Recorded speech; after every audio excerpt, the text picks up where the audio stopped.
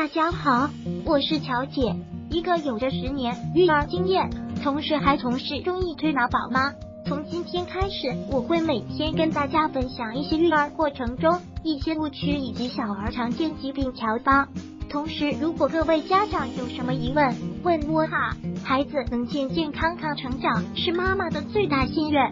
孩子一生病，全家跟着揪心，尤其是当妈的更加不用说了。上周星期五，张妈妈私信向我求助，她家宝宝茵茵睡觉呢，老是喜欢踢被子，晚上受了风寒，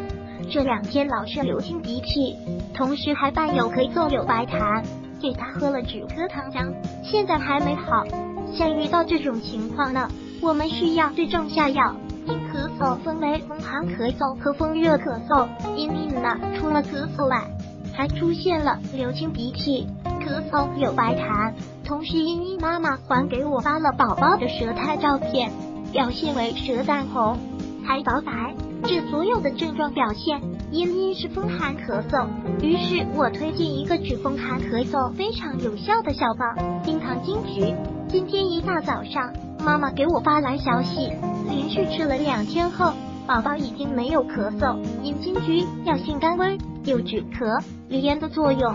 主要是针对咳嗽声重、厌氧、无寒无汗、头痛或发热，甚则喘息等寒咳，对急慢性支气管炎也有一定的作用，而对于热性咳嗽是没有多大帮助的，再加上冰糖，效果会更佳。今天呢，我详细的给大家讲一下这个方子，同为父母深知其带小孩的不易，希望能帮助更多的宝宝家长哦。冰糖金桔的制作步骤：食材准备：金桔500克，冰糖150克，水100克。做法步骤：并准备好冰糖，不要切断，大的可以分为2，并且把壳去除，并且开始面稠。金桔看起来有点透明状，就可以关火了。在需要时用热水泡上一杯，非常方便。再加一些蜂蜜就更完美了，但如果是1岁以下的宝宝，